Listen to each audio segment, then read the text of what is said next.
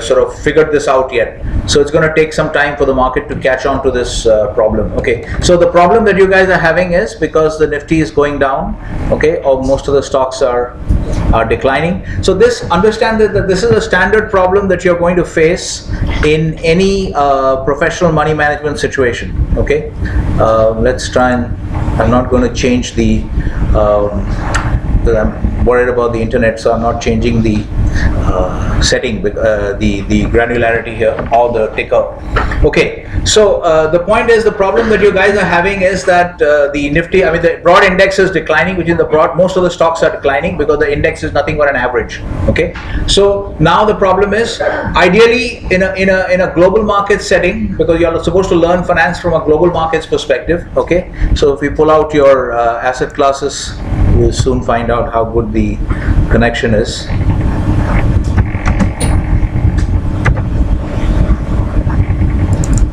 Yeah. So from a global markets perspective, this is not a problem per se. The markets are going down, okay, because you're supposed to learn to go either long or short depending on your view. So if you are able to detect that the markets are going down, which means you have a bearish view, so you should be comfortable going short. And then obviously when you feel the market is going up, you should be comfortable going long. And this applies to all the asset classes. So remember that when we are learning finance, as far as possible, we are trying to learn in such a way that we learn about the general principles which are applicable to all asset classes and all markets and all asset classes. Okay, that's why I don't teach from a stock markets and bond markets point of view, or in most cases in investing classes we are taught only from a stock market point of view. That is not correct, because it does not give you the perspective that you can apply the same principles in all markets, currency markets, commodity markets. Okay, all markets are the same in many ways. So to the extent that there are general principles, you should learn them as general principles applicable to all markets. So in general, in all markets, the rule that applies is you should not have a problem with markets going down or up. If they're going down, you should just be comfortable going short as a general principle. Now, the problem that you're facing is because we have now restricted you to certain markets. Okay, you're not free in this project to trade in any particular asset class that you want to, right? So we have restricted you, and now you find that the markets to which you have been restricted, so you have been essentially put into this.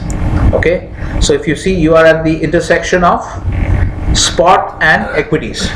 Okay, so you are in this box. So I have forcibly put you in this box because this is what happens in many investment situations, that this particular decision as to which asset class to invest in, which market to invest in, what type of instruments to invest in, what type of instruments to use. Okay, these decisions are typically made by the investor. So you're also finding a little bit about some of these decision problems. Okay, so these are typically made by the investor, the person who is financing your fund. Okay, so I have put all kinds of restrictions on you. I have confined you to the asset class that we call equities.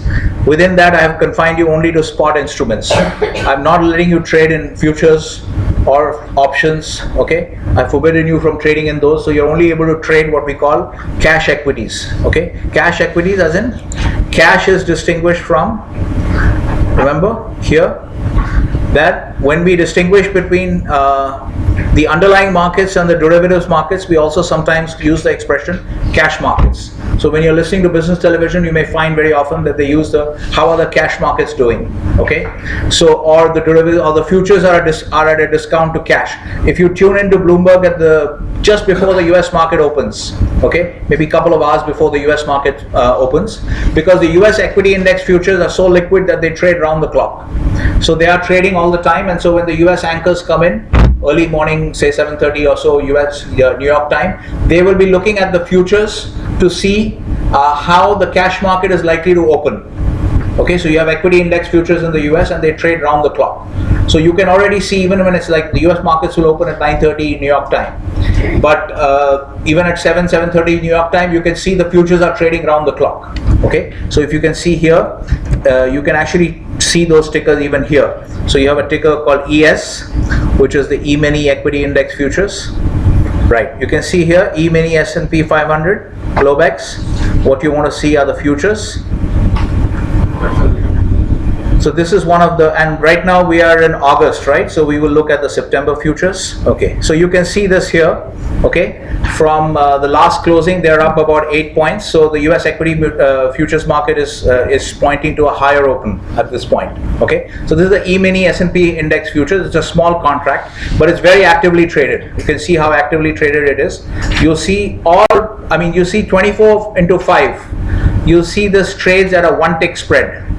That 1 tick on this particular contract is 0.25. Whenever you look at it, even if you look at it at the time of the Wellington Open when New York has closed, you will find this contract has a 1 tick spread. Yes, sir. 1 tick is basically the minimum increment. Remember, in Indian equities, you are looking at 5 paise. Yes. Okay, you can't trade in 3 paisa, 1 paisa. Okay, so this is the tick. This is called the tick size.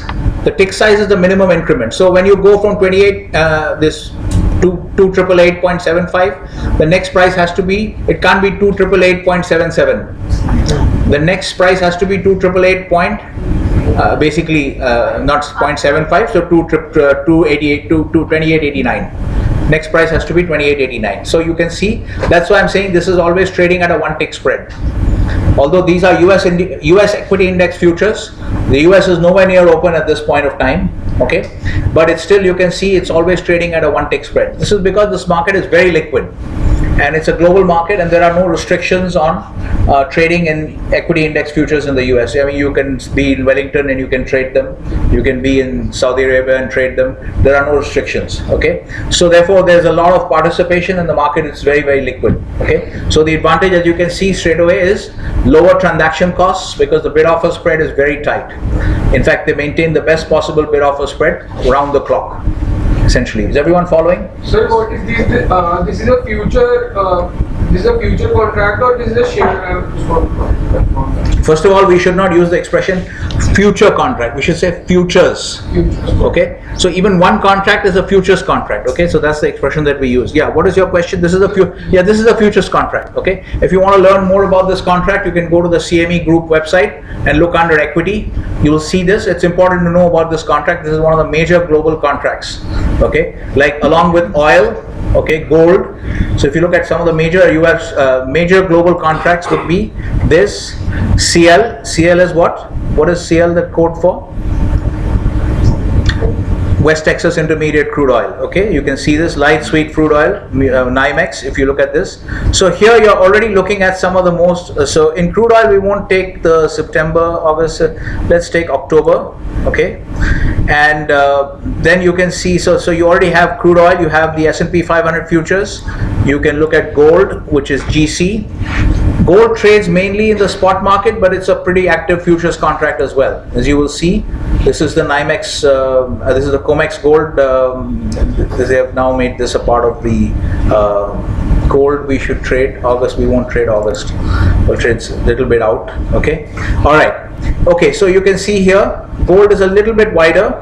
Okay, but then you can see how tight the crude oil market is. Again, this is the US benchmark crude. Okay, this is West Texas Intermediate, means this crude has to be delivered in Cushing, Oklahoma. So the underlying grade of crude oil for which this is a price, that has to be delivered in Cushing, Oklahoma. So it's a US contract, it's a US oil contract, but you can see how tight it is. Why is it so tight, the spread? Because it's a global contract. There are no restrictions on investing. Okay, so there's participation from all over the world, which makes it very liquid. So even this contract also, if you look even early in Wellington time, this will still be trading most of the time at a 1 tick spread. Okay, here the tick size is 1 cent. So you can see how different contracts have different tick sizes. Is everyone clear about the tick size concept? So in every market, this is one of the things you have to look at. What is a tick size? Okay, you have to be aware of these things when you trade a particular market.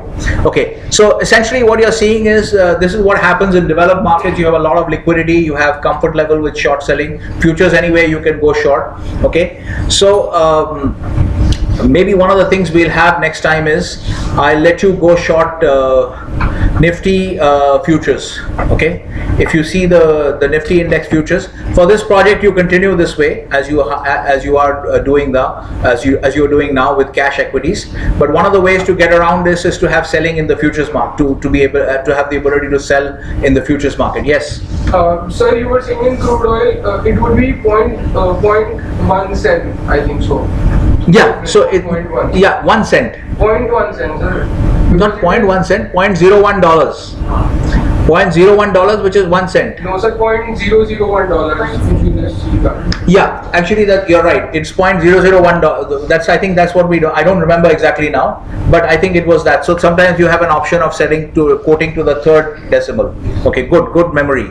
Okay, so for this, for some reason, we have delayed data. I don't know why we have delayed data for this. Okay, yeah, because we are not subscribed to this. This is a Nifty trading account only. This is only a Indian equities trading account. So the only thing where we'll have live data other than Indian equities is foreign exchange. Okay, so if you want to look at some of the major markets in the world, these are some of the major markets in the world, and this is basically it. Okay, so if you look at, you're looking at some of the major markets in the world in terms of active, very active markets being traded around the clock.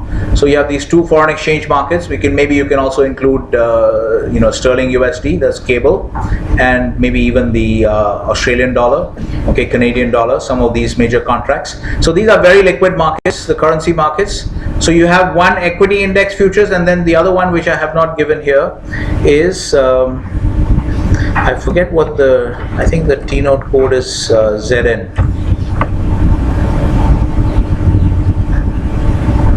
Yeah, 10-year futures. Okay, so here you're looking at a few major asset classes, and here we are going to trade. Okay, we can still look at September. Okay, so here you're looking at some of the major markets in the world. Okay, so you've got the US 10-year Treasury note. Okay, you can see this, the 10-year US Treasury note. This is a debt. Which asset class is this in terms of our asset classes? Treasury. US 10-year Treasury note goes into which asset class? Debt. Okay, so this thing, let me just make this a little smaller so we can see everything here. Okay, I'll make it a little bit smaller, even more. Okay, yeah, so this 10-year notes futures goes into this box. Can you see this? So we are once again playing with this framework to help you to understand some of the major markets in the world. Okay, which is, so you are going into this debt and the intersection of debt and futures. So this is a debt futures contract. It's very active. Okay, there are some other active futures like the Bund futures, which is the German government bond. But we can take this as the most active. This is definitely by a wide margin. This is the most active futures, debt futures contract, the sovereign debt futures contract in the world. Okay, so you can see, if you look at the some of the major markets in the world, you have one from debt, you have another from equities. Okay, S&P 500 E-mini futures contract. Okay, so you have one from equities, one from debt, then you have two from commodities, crude oil and gold. Okay, you can probably add copper also here if you want to insert. Maybe insert is just. We can also add copper. Okay, we can go on in this manner, but I'm just trying to, since we are going through this exercise. Okay, copper, we'll just look at September. Okay, so here you see that you have three commodity markets. You have one equity index futures market. You can add some other equity index futures also. There's a Nasdaq index in the US. So there's a futures contract on the Nasdaq as well, which is quite active also. Okay, so you can add that as well. So you have two equity index futures, two equity contracts, three commodity contracts, two foreign exchange contracts, and one debt contract. Okay, that gives you an idea of how.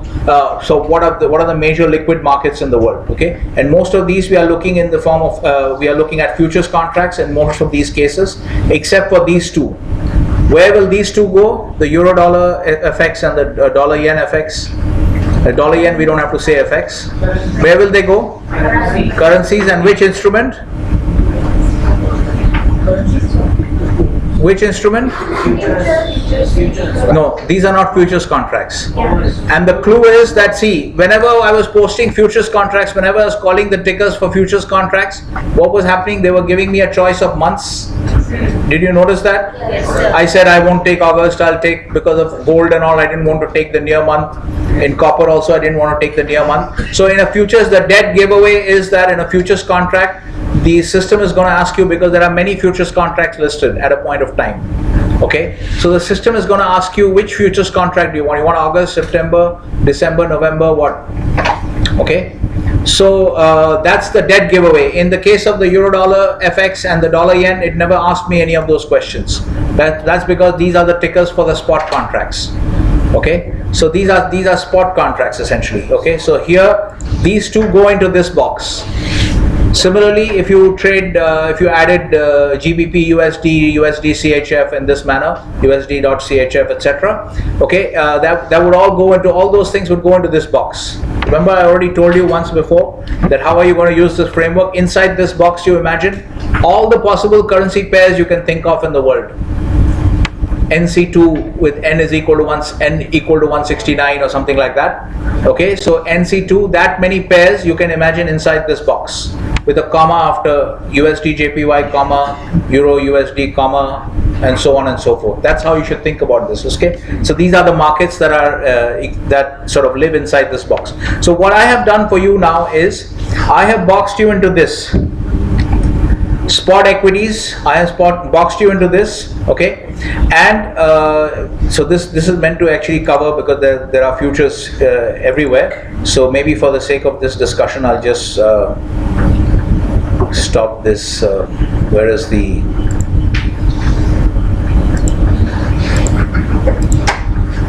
I just want to.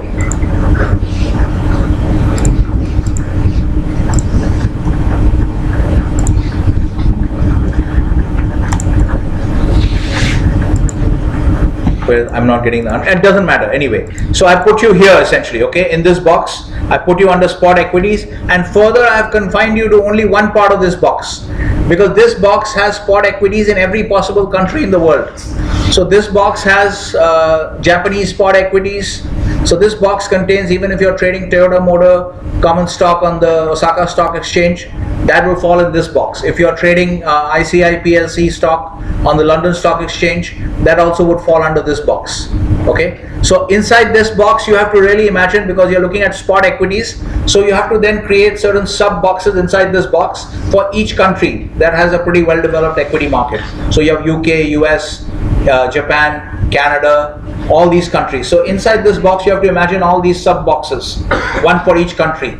So now I have confined you to one of the sub boxes within this box. I have confined you to Indian equities, and further, even within Indian equities, I have further confined you to only the Nifty 50. So I have created another small sub box inside the Indian sub box. Are you following what I'm doing? Yes, sir. How the markets are being constricted. Okay, so this is typically what the investor will do in any fund. Okay, the investor who's giving you money will typically give you some restrictions. Otherwise, sometimes the money manager himself will, when he's launching the fund, he himself will say that I will invest only in these kinds of markets, only with these kinds of instruments, and then people will subscribe to his fund. Okay, so either way it happens, but usually it's the investor who determines all these matters.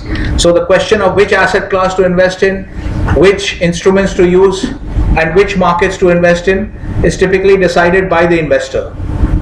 Okay, but you should be aware that these are decision problems. Technically, if I just give you a pool of money, if I just give you $1 million and I say, okay, invest it for me, then you see that you still have to make these decisions. Do you see that? As a practical matter, when you go about investing, you still have to take these decisions. Which asset class, because you can't possibly be trading it. It's pretty, you can still do it if you have a big enough team, but it's pretty difficult, as you can see, even with trading 50 Nifty stocks, you can see it's pretty difficult to manage it on your own, right? Okay, so therefore you have to take a decision on which asset class to be in, which instruments to use, okay, and which markets to be in. Okay, so you can see already within, even if you decide to trade Indian equities, you still have to take that decision. Should I confine myself just to Nifty 50 stocks, or should I even make it even tighter and make it only the 30 BSE Sensex stocks? If you want to have an even smaller set, you can even take that decision. So the point is, these are all decisions. So asset class, instrument and market, these decisions have to be taken. These are actually decision problems that you have to resolve. Okay, everyone understands what a decision problem is? Yes. Okay, yeah. So, okay, so so now we are coming back to this problem of what is happening here in the Indian markets, where you have because the market is coming down and then most of the stocks are coming down, so you have a problem. What do you buy? Technically, as I said, to start out with, from a global perspective, we don't really care whether the markets are going up or down, okay, because we are prepared to go long or go short depending on our view as a general principle. But then what happens is that, so the entire discussion that we had was to talk about markets and to get a flavor of different kinds of markets worldwide, okay, and so different markets being in different states of development. You may find that in this, as you find yourself in this particular Indian equities trading situation, you find that although in principle you are happy to go short, but as a practical matter, it's not possible to go short because most of the shares are not available for borrowing. Okay, so when you try to go short, the system is telling you not enough shares are available for borrowing at this stage, right? So therefore, essentially what it means is, for all practical purposes, you can't go short in Indian equities. You can't run a large fund with a short bias. Okay, so essentially you are confined to a long only fund. Okay, this is clear to everyone? You understand what is a long? You heard this expression, long only? Have you heard the expression long only? Okay, long only means that the fund, if it's a long only fund, it means that the fund is confined to only long positions.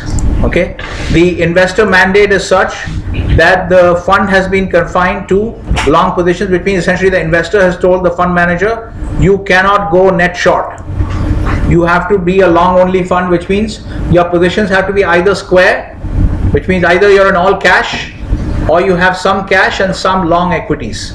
You can't make any short, you can't go net short equities. You understand what net short is? Net short means that you start out with a short position. Okay? Yeah, no short selling is allowed, basically. That's what it is. Good that you have learned to use the terms, the technical terms of finance. Okay.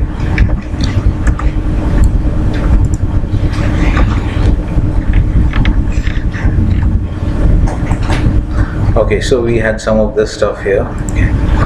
Today we've missed one day. So today is 8/8, right? Okay, 8/8/8. 8 is a auspicious number in which culture? Do you know that?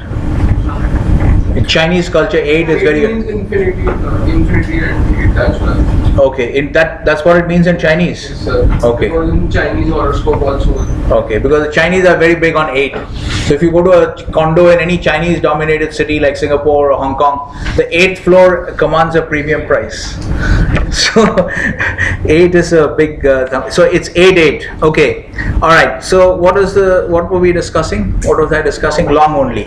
Okay, so there's a long only concept of a long only fund, which means essentially this is an investor mandate which tells you that you can't go net short. Okay, so effectively you guys are running, although I never put any restriction on you, I've allowed you to run a long short fund. Okay, I allowed you to run a long short equity fund, but for all practical purposes you're running a long only fund. Okay, so here you have two choices. If you have a bearish view on the market, okay, in general, or if you for any particular stock, then if you have a bearish view and you don't have the flexibility to go short, okay, then in that case the next best thing is to stay in cash. Okay, better not to buy anything, okay, and lose money, rather stay in cash, which you'll hear in many discussions when the market is going down. Okay, in many discussions you have this situation where the fund managers who are appearing on TV, they might get asked, how much are you in all cash, or what is your cash position right now? Okay, so the answer there would be something like 10%. We are 10% in cash, or 40% in cash, which means like 10% or 40% of the fund is in cash. Okay, so which 40% in cash would be considered a very high cash allocation for an equity fund, which means they are bearish on the market and they can't go short, or they don't have a view. Okay, typically most of the funds are long only, so therefore they it means essentially that they're expecting a further drop in the market. Okay, is this clear? So you'll have this discussion about cash levels of funds. Okay, so the next best option you have is to be in cash, not to buy. Okay, that's your next best option. Okay, and then the other option that you have is you have a total universe of 50 stocks, right? So it's not that as you can see here, all the while the market is declining, TCS has been climbing. Yes. Okay, and that we discussed yesterday, some of the other equity IT stocks are also climbing. Okay, so yeah, so therefore it's your duty to find. Now this is a typical dilemma that you will face. What you're facing here is you're getting a first-hand feel of the problems that you'll face in the real world if you go into investment management. That you will have situations like this, okay, which, as you know, this is a real situation. It's not a simulation. You are seeing what is actually happening in the markets. So now you will be managing a long only fund, and you'll have this problem. So you have to solve this problem by finding out which of those 50 stocks. If TCS is going up, then there's a chance that some other stuff is also going up. So you find those stocks. Find the stocks which are likely to go up. Maybe adjust your time frame. Okay, maybe trade very short term. Okay, you have to adapt. Basically, you have to essentially adapt, because there's no fixed formula which will not always work. So as the market condition changes, you have to adapt. Okay, so you have to find ways to adapt. So this is why I say that this is one of the most important parts of your learning. You'll have this kind of a project in every course, that to try and develop to get a feel for how market prices actually move, and then process the news flow as well. You should be following the news, and then you're trying to find out how, like some of the problems that Chug was facing, that there must be some way to figure out that, based on this fundamental news, the market should move this way. So as you go through these problems, you will experience them firsthand, that how to understand the market price movement in the context of the news flow. Okay, so this is a real life problem, and then you're getting a first-hand familiarity with, you're getting first-hand exposure to this kind of a problem. That there's a certain amount of news coming out, certain type of news is coming out, markets are moving in a particular way. Now you have to find stocks which are going up. Okay, and you're always going to face these problems in this. You're effectively managing a long only fund, so you go through your universe of 50 stocks, and you have to do it every day, because maybe if you see when I bought TCS, I bought it around this time. Then for a while it went down, and then it started going up. So you have to watch it every day. You can't just say, okay, I bought it here, it's going down, so I give up and I want to go home. So you have to watch it every day, because the situation is changing all the time, right? So you have to see if there's any price movement which should cause you to change your actions. This is clear. So you have to monitor those 50 markets every day. It's a rolling thing, and it might even be multiple times a day depending on your time frame. If you're trading in a very short time frame, with a very short time frame, you have to tackle it multiple times. You have to run the same analysis on the same market multiple times a day. Depends on your time frame. Okay, is this clear to everyone? So this is the problem that you have. Then there's no easy fix to this problem. You figure out how to fix this problem. So what this experience will give you, hopefully, is that first-hand feel, and every person will evolve their own way of solving this kind of problem, and that is exactly how it should be, because this is not science. So therefore you have to evolve your own way of managing this problem. Okay, so you have to figure out how exactly do you manage in these kind of situations where you're facing this problem of a general downtrend in the market, but you are forced to run a long only fund. So which stocks can you buy? Keep desperately hunting for stocks that you can buy. Okay, is this clear? Okay, so now let me just show you one more element of the problem. Okay, as you can see here, now this particular thing, now so some of the problems, who was having that problem of the actual unrealized P&L? I think Chug had that problem. Who was talking about? No, that was Tarun. Okay, Tarun was talking about this. So if you go to account, you wanted to see your actual unrealized P&L, right?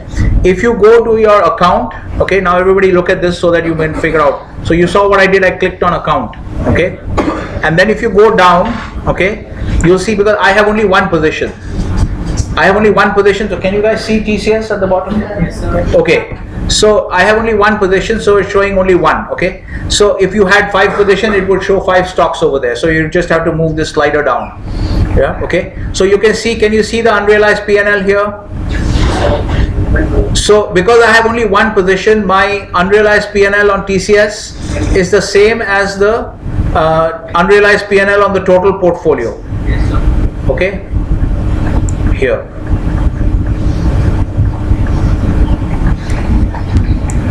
All right.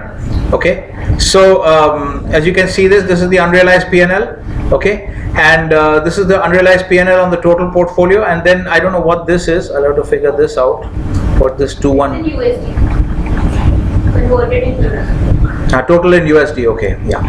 Okay, so yeah, so you can see this unrealized P&L here. Can you see that? So you'll get this picture from here. So that will be a shortcut for you. Okay, so in your blotter, to save time, you can have only your record of how many shares you sold or bought and at what price and what was the cash utilization, etc. Okay, so this you can solve from here. Okay, and you'll see unrealized plus realized will give you the net liquidation value. Okay, all right. So this is one way of solving the problem. Okay, now let's come to one more. Element of this problem. Okay, now as you saw, what happened here is that so in this case, after buying TCS, I bought it here and I put a stop here. Okay, so luckily it didn't go and hit the stop. It went up, and then there is a realized profit on this stop. Okay, so now if you look at the cost is also given to you here. The average price of buying is also given to you here. If you look at what is the average price, 2101. Okay, 2101.12. Okay, so you can see that means the stock was bought at 2101.12, which means visually you look at the chart, because we are still trading mainly from a technical approach, from a technical analysis perspective. So we are very focused on charts, and so we look at the chart. 2101 is somewhere here. Okay, so which means we are long somewhere here. Okay, at this level, and the market is much higher now. So one of the things we can do is that this is just one approach. There are many ways to do it. I can just continue to keep the stop. Everybody understood why I kept the stop there? Yes. Because when you look at the if you look at let's say 4 hours,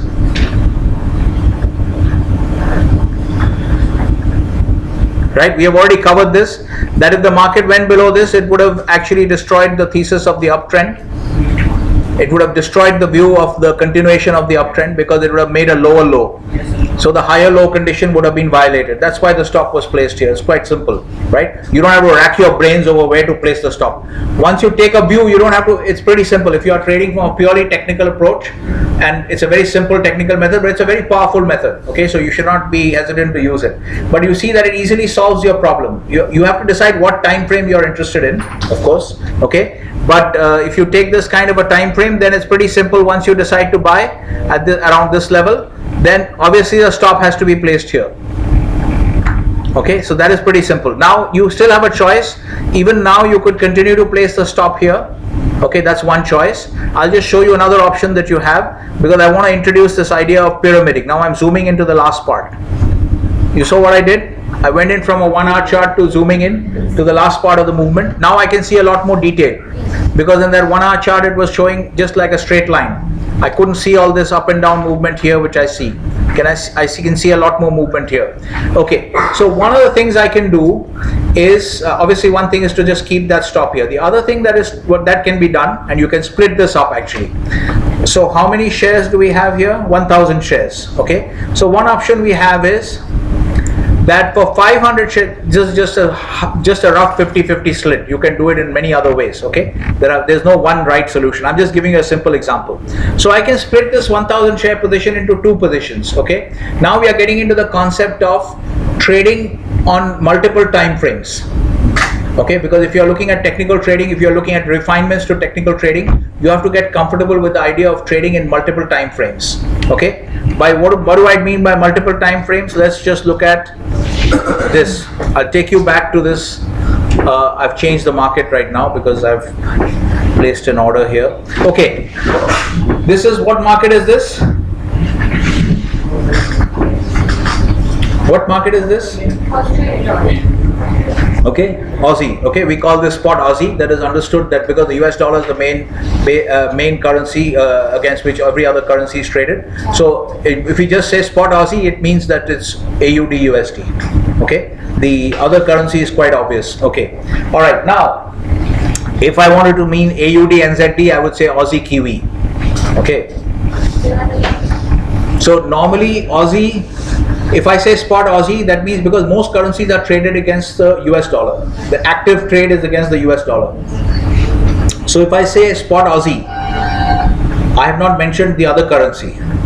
Yeah. I've only mentioned one currency, but it is understood that spot Aussie means that the other currency is US dollars. So spot Aussie means I'm referring to AUD USD. If I wanted to refer to AUD NZD, I would have to say Aussie Kiwi. Okay, if I wanted to refer to AUD CAD, I would have to say Aussie CAD. Okay, is this clear? Okay, so in the spot Aussie market here, okay, you can see this is the concept of multiple time frames. Here you can see this is a monthly chart.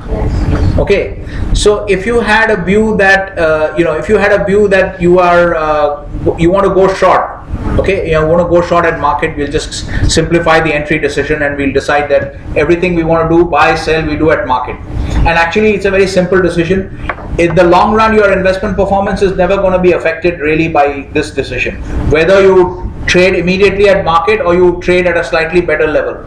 Okay, in the long run, it's not going to be the decisive factor in your investment performance. The decisive factor is going to be how you manage the risk. Okay, because you can always control the risk by sizing your position differently. Okay, so it's a very it's a fairly reasonable thing to do, to assume that for the sake of simplicity we trade at market all the time. Okay, so now if I had to just look at this time frame, you can see this is a monthly chart. It's a very big time frame because it starts from 2002. Okay, this data range is from 2002. Okay, so it's a big time frame. I can see all these big moves on the monthly charts. So if I had to go short here at market, can you see that logically my stop would have to be here? Because this is actually, this low has been broken. Okay, this low has been broken and we have a new low. So can you see logically my stop would have to be here, because I'm not looking at any other time frame. I have only one zoom available to me, only one level of zoom. I can't zoom in anymore. In that case, can you see the stop would have to be here? That's the only other high I can see. Can you see that? Because I'm going short means, if I'm going short, it means that I feel that the downtrend is going to continue lower, which means lower highs and lower lows. Okay, so what would break the pattern? One of the things that would break the pattern is a higher high. Yeah. So if I'm going short, I want to place my stop at the point where my assumption is invalidated. This is clear? I'm going short, I'm taking a position based on a certain assumption. So I have to place my stop where my assumption would be invalidated. This is clear? So the stop would have to be here if all I can look at is this time frame. Is everyone clear about this? All are in agreement, Aurora? You are in agreement? Okay, good. Okay, so here we can see this price level is probably around 8, whatever it is, let's say 82. Let's say it's 82 cents. So my stop is at 82 cents and I'm going short at 68 cents. Okay, so that's a very big stop. That's a very wide stop. You can see that 68 to 82, that's a very big stop. Okay, so this is one level of doing it. Okay, so one of the things, so you can, but this level is, this time frame is not irrelevant. Okay, this is of course relevant if there is such a big downtrend going on, which means in the short term also you are going to see more downtrends than uptrends, right? If it's going to be if there's going to be the wettest July in history, okay, if it's going to be the wettest July in history, then there's more likely to rain on any given day than not to rain, right? More days are going to see rain than are going to be dry, right? So similarly, if you have a big downtrend going on, even that means all the short-term downtrends also, short-term trends will also be biased towards the downside. Okay, so one of the things you can do is, of course, you can maintain a bearish view looking at this big picture time frame, but also you can look at this. So if I can go short here, one of the things I can do is I can go short here with a stop over here. So this can be my big picture trade. Okay, so now we are going to talk about trading in two different time frames. Okay, so this can be my big picture trade. Okay, so I can have certain amount of capital devoted to this big picture trade. Okay, where I go short at 68 and I have this stop at 82. Okay, then I can also have simultaneously, I can also have, now this is a very long term time frame, monthly charts. I try to zoom in and get some more detail here. Okay, I see this is the weekly chart. I can see on the daily chart it's a little bit better. Okay, so if I look at, now I'll just give you a simple example from the daily chart. Can you see, if I look at the daily chart now, the same dot, this is basically what has happened here. It's just understand the scheme of this layout. It's what I showed you yesterday. Remember we showed you this chart yesterday? Okay. What we see here is essentially nothing but how is the next chart constructed. The next chart is essentially a zoom in to the last part of the previous chart. Can you see that? Yes, sir. Visually verify for yourself that this is true. The next chart is a zoom in to the last part of the previous chart. So this is basically, this part is blowing up these two moves here. Okay. Again, this one is actually blowing up this last part here. Is everyone following what has been done here? Because I am increasing the granularity. Yes. So the data range is shifting, so the thing is shifting in this way, but it's actually zooming in more. This is clear? Okay, you are able to see more detail. Now here this just looks like a straight line. Now you start to see a little more detail, and then when you come into the daily, you can see a lot more detail. Now all this detail here, down, up, down, up, down, up, down, this was not visible on this chart. Yes. Okay, but it's already there in the market. This is part of the historical record. Okay, all right. So when I go to the daily chart, now I can do I'm just going to take monthly and daily to give you an idea of big picture and short-term picture. And for the sake of brevity, okay, the English is not nice, but for the sake of brevity, the short-term picture, we'll call it a small picture. So it's very simple, big picture and small picture. Okay, but in practice, when you're presenting to other people, don't say small picture, say short-term picture. Okay. So now here, this is our big picture. In the big picture time frame, when I look at the big picture, I go short at market. We keep it simple and we go short, always go short or long at market. So I go short at 68, let's say 68 cents. Okay, and my stop is at 82. Okay, in the big picture. In the small picture, when I'm doing a trade on the small picture, okay, some part of my risk capital is devoted to this trade. I again go short at 68. The price is the same. But now can I put a stop at this level here, this high here, which seems to be somewhere around 70, 80 or something. It's around 70, let's call it 71 for the sake of, just convenience. Let's call it 71, okay? Is everyone following what I'm pointing at? Okay, so now 68 to 71 is better than 68 to 82. Is it a little better? Yeah. So if I have the same amount of risk capital committed to both the positions, okay, so my big picture trading has some amount of risk capital and my small picture trading has some amount of risk capital, then on the small picture trade I can use a larger position size. Is everyone following? Because the size of the stop is much less. Let's just do it here on your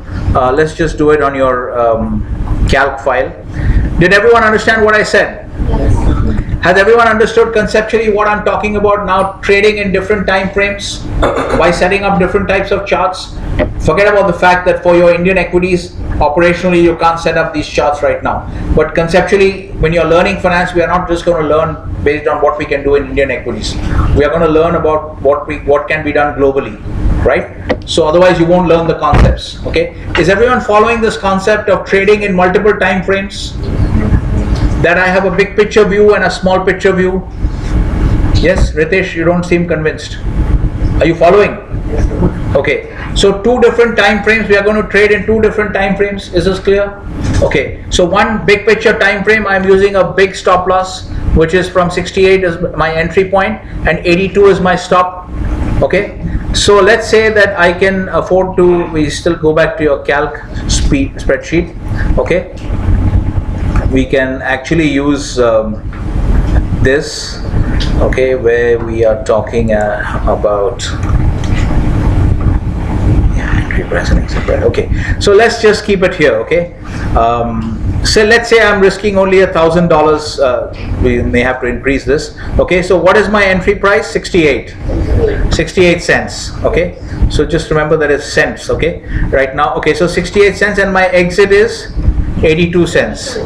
Okay, so I'm losing 0.14 per Aussie. Okay, 0.14 cents per Aussie. And what is my this is, so we will, okay, let's use so here this shows you that you can afford to trade. This has been adjusted against. We have not used the wrong turn brokerage, but that's okay. We don't need to use the wrong turn brokerage. Yeah. Okay. So is everyone following? I don't want to set up this formula once again. So let's just do it here. Is everyone following what we are doing? Yes, sir. So I said that my risk per trade is only $1,000. So on both the big picture trading and for one small picture trading, my risk capital is the same, and we are using the same number of we are using the same percentage here, this 1%. Okay, this is actually something that has to be determined, but we are just taking 1% as a figure. So 1,000 is what I can risk on each trade, whether it's a big picture trade or a small picture trade. Okay, so here, because these the entry price is 68 cents, 82 is the exit price, so I can afford to trade only about $1,162, $63. Okay, that can be my position size. If I do that, then I will not lose more than, I will lose only $1,000 if the stop is triggered. Is everyone following? Yes, sir. Okay, so all we are saying is, and everyone has the concept of two time frames. Yes. One is a big picture time frame, and a small picture. Okay, your small picture can actually be much smaller. Okay, but we are just, for the sake of simplicity, we are stopping at daily. So I have a slightly smaller picture here, and daily I'm setting the stop at, let's say, 71. Okay, is everyone clear? Are you following? Okay, so this time, now remember, here we had this, we are just going to copy paste this, and we are going to do a paste special and values only. Okay, so that was what we could afford to do on the previous trade. All I'm saying is my entry remains the same, my risk remains the same, but my exit is different. Okay, so exit is 71. Okay, so all we are saying is here that how is the position 1030, 1162, how is this happening? How is this happening? This is counterintuitive, because we should be able to trade a larger size. Let me see what the position is. Let me see what the formula is. Okay, anyway, let's not break our head over this right now, but conceptually you understand. Let me write a different formula. Okay, entry exit. Okay, let's write because this doesn't make any sense. I know why this is happening actually. One sec, let's just do it one more time. Okay, and the position size.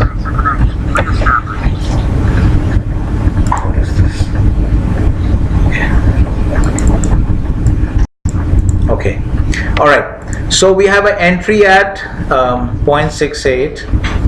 Okay, the way the formula has been written, maybe 0.82. Okay, and we have an entry at 0.68, and we have an exit at 0.71. Okay, so the loss is, in each of these cases, the loss is basically equal to, okay, let's just take the absolute value of the loss, which is 82 minus, okay, so here we are losing 14 cents, and here we are, just copy this, okay, here, so the position here we're losing only 3 cents, okay, and so here what we are saying is,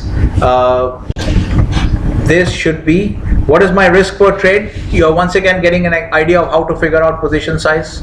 Saloni, you look very troubled. Are you following? Your expression is very, it's like you are in great distress. Are you following what's going on? Okay. Okay, so here I'm taking $1,000 as my risk. Okay, that's what I can afford to lose. And per 1 Aussie I am losing 14 cents. Okay, so how many Aussie can I how much Aussie can I afford to take? Okay, this is my position here. Okay, and the same thing should apply here. If I take $1,000, and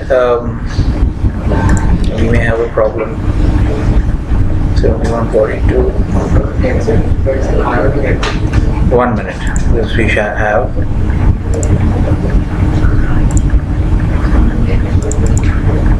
Okay, now you see it makes more sense, because if I'm losing only 3 cents per Aussie, then I can afford to, and if the total risk is the same in both cases, then I can afford to trade in much bigger size in the second case.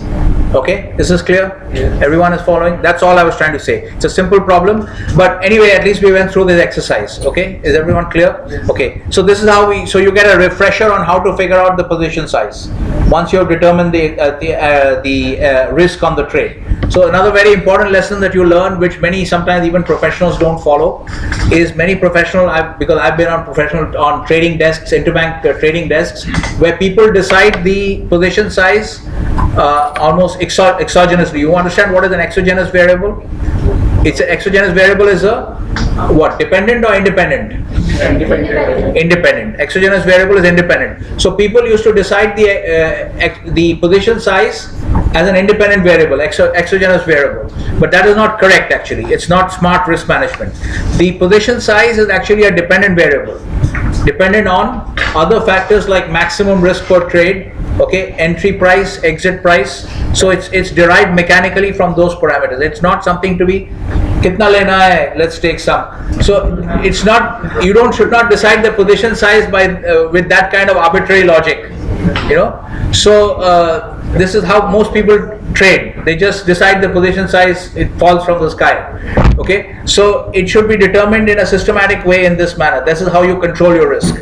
Okay, so is this clear, everyone? Okay, so all we are saying now is we have two time frames. We are talking about two time frames. So I'm going to put this into play so that you understand how to. So these are some refinements to technical trading which you can learn about. Okay, and hopefully you can put it into place.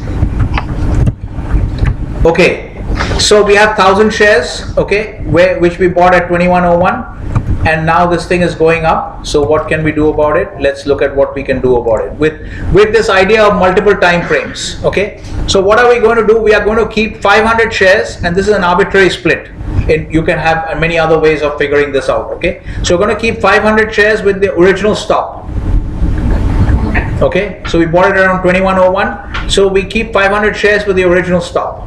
So our initial risk, whatever we took, okay. So let's just say this is 2030. Let's say we can just do this exercise through the so that you have a. So I bought it at 2101. Okay, and we had 2030, and I bought let's say 500. I'm applying to that. Okay, so here my I'm losing 2030 minus this. Okay, and here I'm losing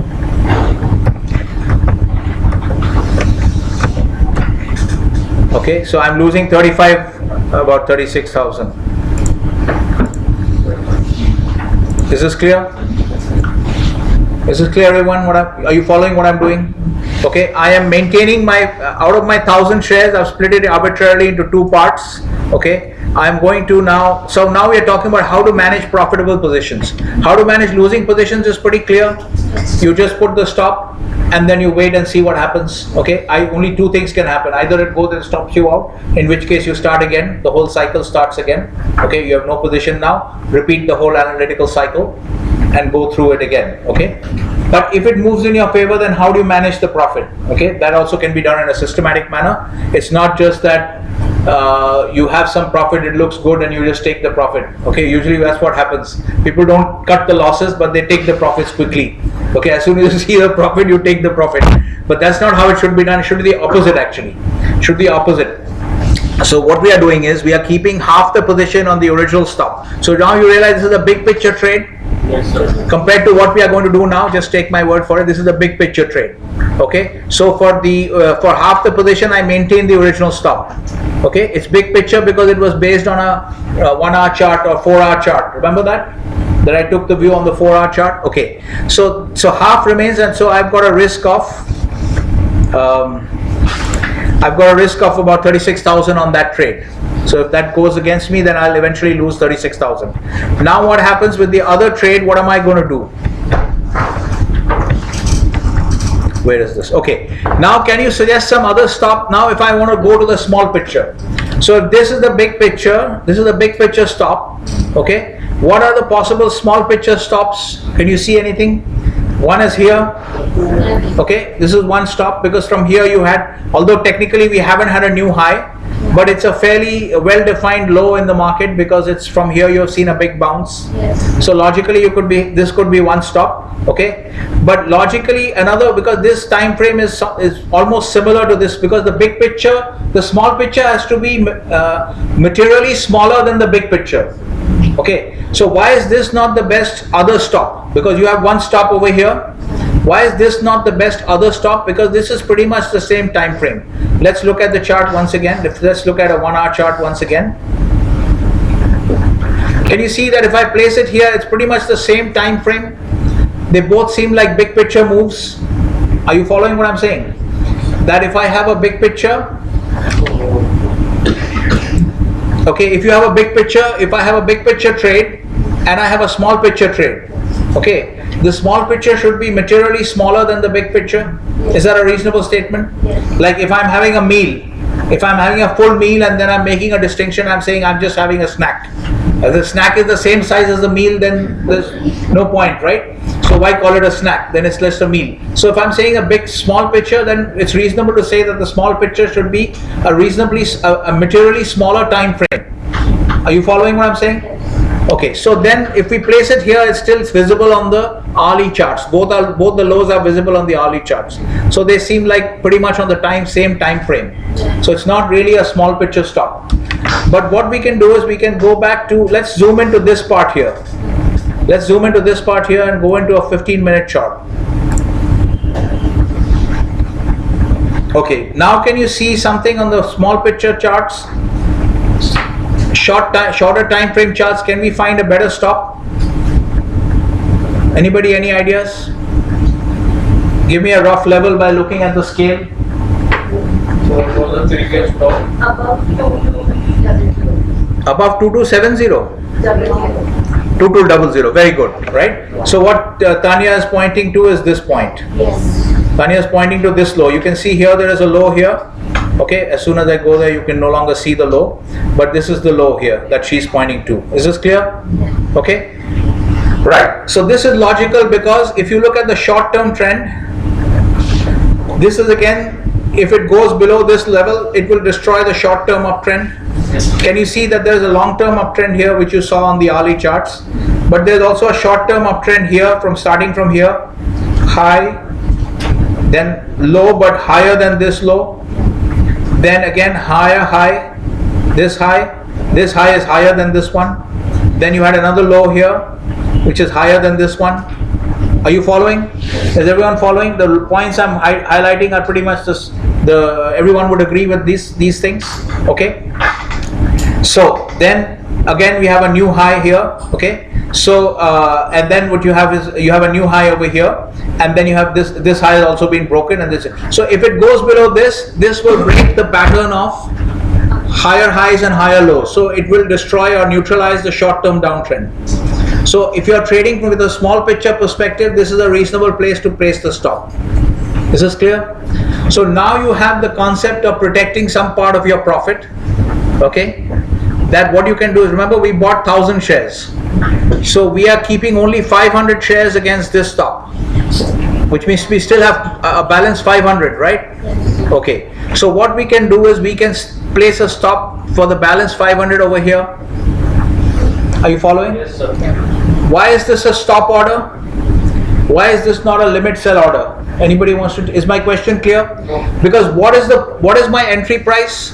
2101. Okay, my entry price is 2101. And I'm selling at 22, let's call it 2205. Let's say, for the sake of argument, we don't want to spend time reading out the actual value, but let's say it's 2205. So if I bought something at 2101 and I'm selling it at 2205, am I going to lose money? No, I'm making money. So that's why now you understand one more thing.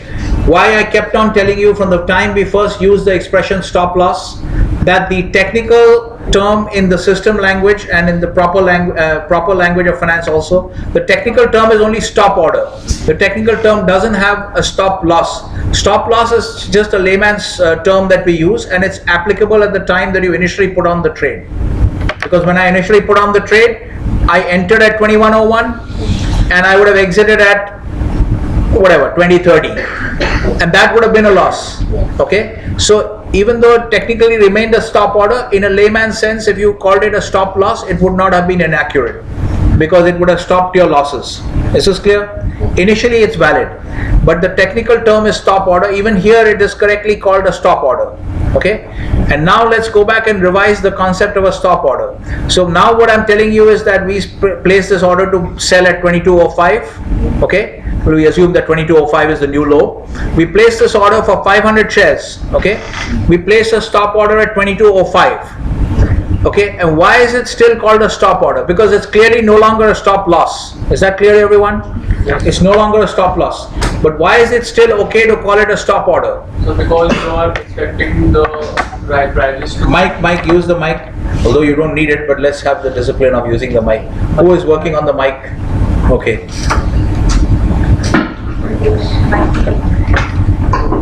Okay, so let's...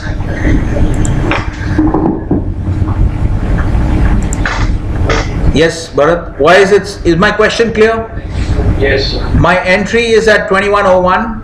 My exit, I want to sell. This is the instruction I'm giving to the system is I want to sell 500 shares at 2205. Okay, I want to sell 500 shares at 2205. When I enter this, I'm entering it as a stop order. Why is it still a stop order? So because you are expecting to be the price to rise from those levels, but at setting the stop at that level, you are maximizing your profit, not minimizing them. Because you think that the price will rise from there onwards, but in case the price falls, I want the maximum profit. No, it's not a good answer. Minimizing the losses. No, let's give it to Chuk. My question is clear to everyone? It's a very specific question. Why is it still called a stop order? Yes, Chuk. Sir, I don't think it will be a stop order. Okay. I think it will be a limit order. Okay. Because while we were discussing the concept of placing bracket orders, we discussed the limit order and using stop order together. So where you said that limit buy means buying it at a price lesser than the market price, and limit sell means selling at a price higher than the current market price. So we are placing a limit that I have bought at this, and I want the limit to be 22.5. Whenever it touches that, it should sell. One minute. No, but you're confusing something here. The bracket orders are placed at the time of placing the initial limit order to buy. So remember this: the bracket order is only going to happen if you buy at the bracket order is when I'm buying. The bracket order is only valid when I am placing a limit order. Let's say I place a limit order to buy at 2101. I haven't bought it yet. Okay. Or even after I've just bought it, I place the bracket order. At that time, there's a limit sell order above it to take profit. Okay, and then there's a limit. Then there's a stop order below it. Okay, this is clear. Are you following? Chuk. So what if there is a market buy and then limit sell and also a stop sell? The bracket. This system is not letting you enter bracket orders with market orders. Okay, either you already have a position and then you add bracket orders, or typically you add at the time of entering the position, trying to enter the position with a limit order, you also add bracket orders, so that after the limit order to enter is executed, then the brackets go into effect. Remember the question that Garvid asked, that if, or who somebody else asked that question, maybe Tanya asked that question, that if your limit order is not executed, hey, Garvid asked that question, that if your limit order is not executed, when you're trying to buy, let's say you're trying to buy at 2160, and if it is bought at 2160, you want to sell at 2300, and if it's going down, you want to sell at 2120. What he is saying is, what Garvid was asking is, if it never comes to 2160, but straight away goes to 2300, will your limit order to sell at 2300 be activated? The answer was no, because the brackets only come to life once the initial limit order is executed. This is clear. So your question, I understand why the confusion, but remember the bracket orders are only entered with positions that have just been entered into, or with a limit order which is meant to put you into the position in the first place. Okay, here it's a different situation. I already have the position. I already have the position from much earlier. Okay, now I'm splitting this position into two. It's like I bought two lots of 500 shares. Okay, one lot I'm keeping a stop over here. Okay, and one lot I'm keeping a stop over here. This is clear? All right. So now my question is, why is this second lot for which I'm putting a stop over here at 2205? Okay, why is it a stop order? It is a take profit order. No, it doesn't answer my question of why is it a stop order? Why is it not a market order? Why is it not a limit order?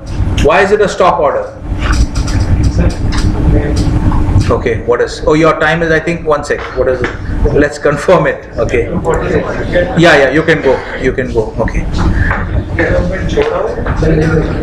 Okay. All right, guys. Now, is my question clear? Why is it a stop order? What is so complicated about this?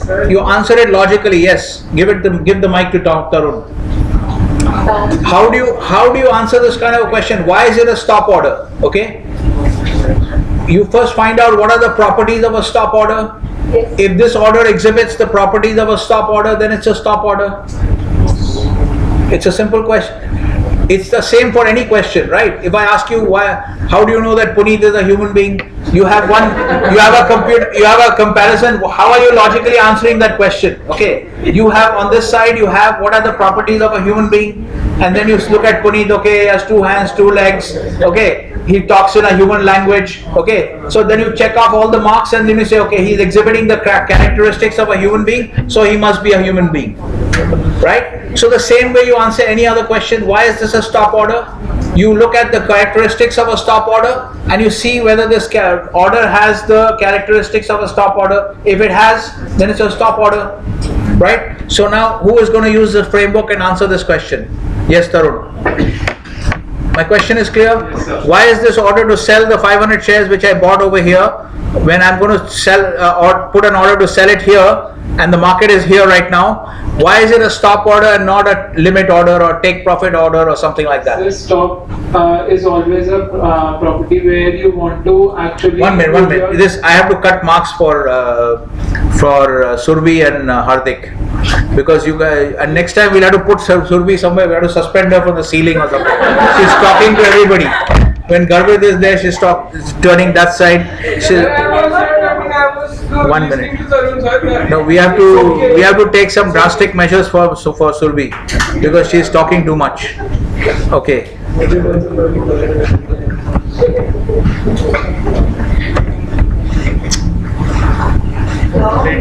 We'll have to go short, Surbi, basically. That is what we need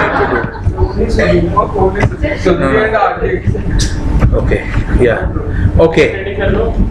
No, sorry, what were we saying? Yes, Tarun, what are you saying? 1 minute. Yeah. Short. Go ahead. So we place a stop when we want to prove that our assumption that we have put in the market is wrong. So okay. Actually what you are trying to do is you are now trying to assume that your market will not go up again from this position where you are prevailing right now, and whereas the market will now fall. So now downtrend has started, and now you want to minimize your loss, so now you are putting a stop order rather than any limit order. You're not really answering my question. What you're saying is, you're justifying why the stop order should be at this level. What you're answering, your answer is actually answering the question of why should the order to exit this 500 shares, why should it be at this level? Why should the stop trigger be at this level? That's what you're answering. Okay, let's give it to Tanya. Is everyone clear about my question? Yes, sir. Very simple. Why is it a stop order? Why is it not a limit order? And why I'm giving you a hint over here straight away. What are the properties? I've already told you the framework. Why is something a part of this? You see what are the properties of stop orders and see the property of this order. Is it matching the properties of a stop order? Then it's a stop order. So stop order generally is the price less favorable than the market price. So that is why it is a stop order. Unfavorable market price would be the current market price. That is 267 something, the top price. Yeah, 2267, let's say. It is a stop order because it will offer a price less favorable than the market price. Okay, fine. You have not phrased it well, but she has understood the point. This is how you should answer this question. It is a stop order because first of all you have to go back and recap what are the properties of a stop order. Okay, so as I told you, a stop order is a conditional market order. Okay, market order if and when. Okay, this tells you that this is actually a conditional market order. Okay, it's a conditional market order. Okay, a sell stop order is always below the market price. A buy stop order is always above the current market. This is the characteristic of a stop order. Okay, what did we say here when we looked at stop orders, when we briefly covered stop orders? Less favorable. This has become a little bit, we can just reduce the font size a little bit. Yeah, so this is how we covered it. You should have already remembered all this stuff now. Okay, is everyone able to see this? When you are entering a trade, very simple. Nobody should have ever forgotten this after that class. You don't even have to revise this stuff. It's so simple. 3 types of orders: market orders, limit orders. This basically shows that you're not thinking, you're not sufficiently engaged in the class.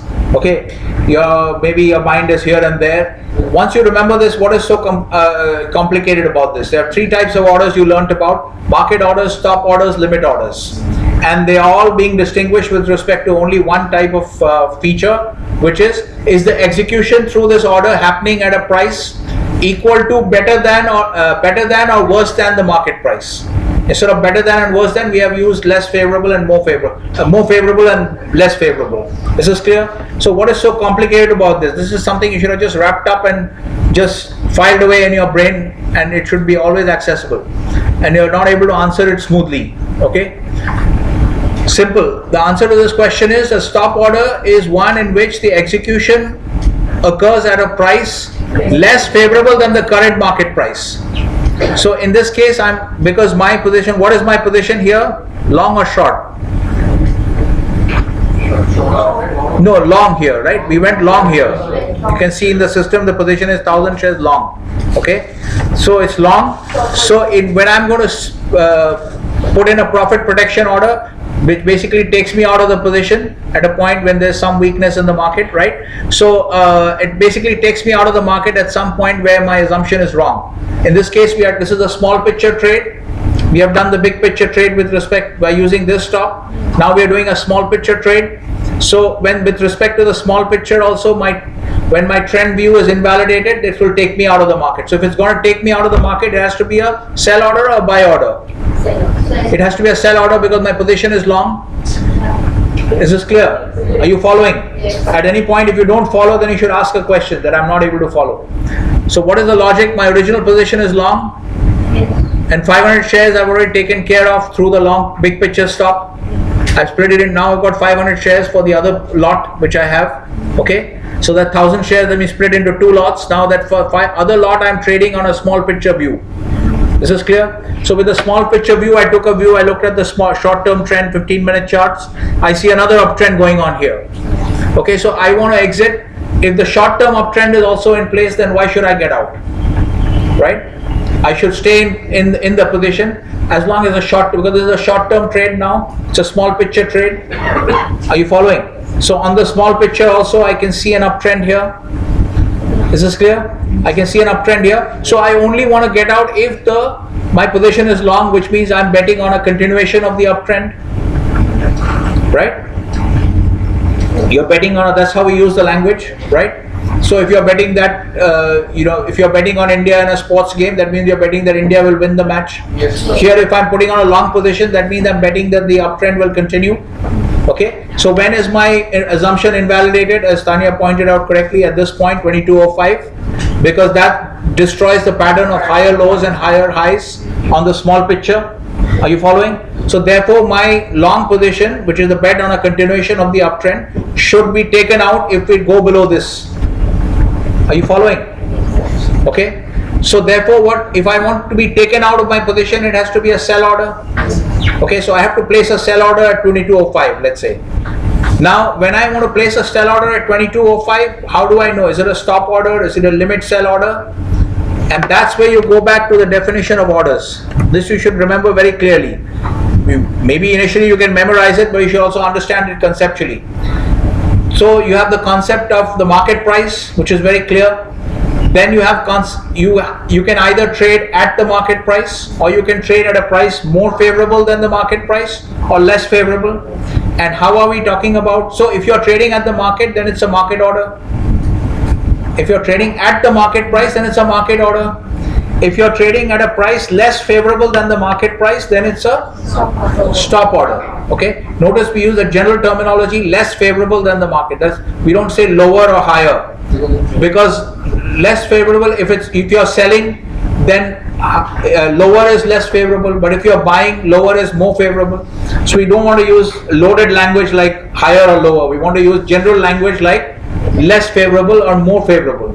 Is this clear? Yes. So whenever your situation is such that you are transacting at a price less favorable than the current market, then it's a stop order. If you are transacting at a price more favorable, if you are going to end up transacting at a price more favorable than the current market, then it's a what? More favorable than the current market.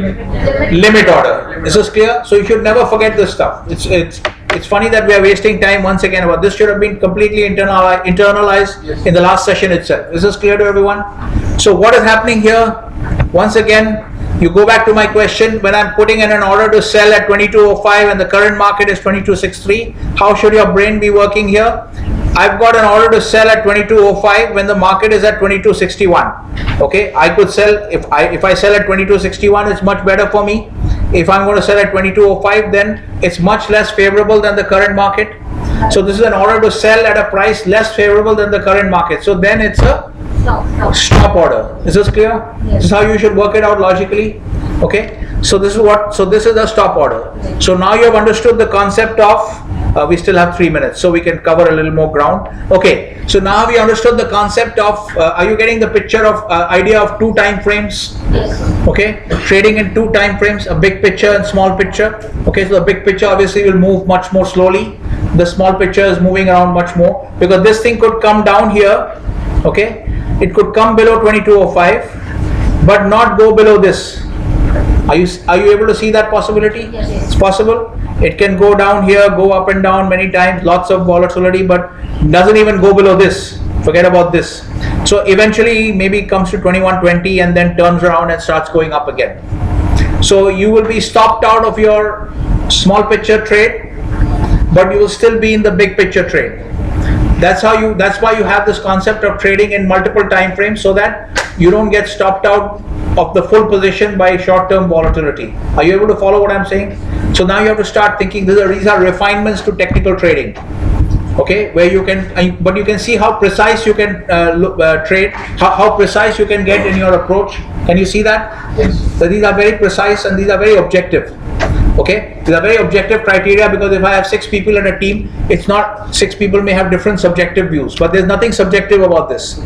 If we follow this trend, it's pretty clear. I think you will agree that all 6 people will agree that these are the lows, this one, this one, this one, and this one. Yes. You agree? Yes. On this time frame, people will say this is the high, this is the high, this is the high, and then we have a new high. We don't know where it's exactly established. Is everyone clear? Okay, everyone's going to say that, right? So now you can see. So now we can have a stop over here. So what we would go with, we would change this stop. This stop would change to 500 shares. Okay, and I would transmit it. Okay, for your benefit, we can see we have 10 seconds left. Okay. All right. Then what I would do is, I would also, should I hit the bid or the offer? I want to place another stop sell order. Yes. Bid or the offer? Wait. Sell 500. Okay. Should be day or GTC? GTC is always better. This has to be a stop order. Okay. Now you see what I've done. Oh, this price has to be. Okay. The price has to change. Yes. What is the price? 22.05 we said. Yes, sir. Okay, now we can transmit. Okay, your time is up. Now we have transmitted it. Okay, we override and transmit. Okay, now you've got 2 orders running. Now you can see. So you learned something today? Yes, sir. Okay, and you revise certain things. So now you get the idea of trading in multiple time frames. Okay, all right. Okay, your class is dismissed. Anybody has technical questions, you can come here. Any technical questions? The phone culprits can take your phone. Now you have to design a cage. Next time we have to put Survi in a cage so that she can't talk to anyone. No, we have to put a suspender from the ceiling. Any technical question? I'm closing the video. See the video on Interactive Brokers. See the video on Interactive Brokers. There's a video, see their Traders University or tutorials. See the website. IB website. Go to the IB website. No, you don't need a login.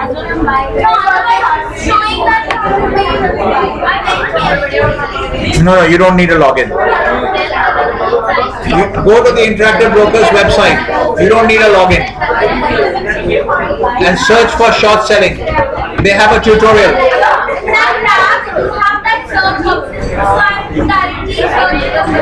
You can search from there, or you can just navigate under education. Navigate under education. Okay, so I'm closing this. Oh, no one has any questions because it's too late now, right?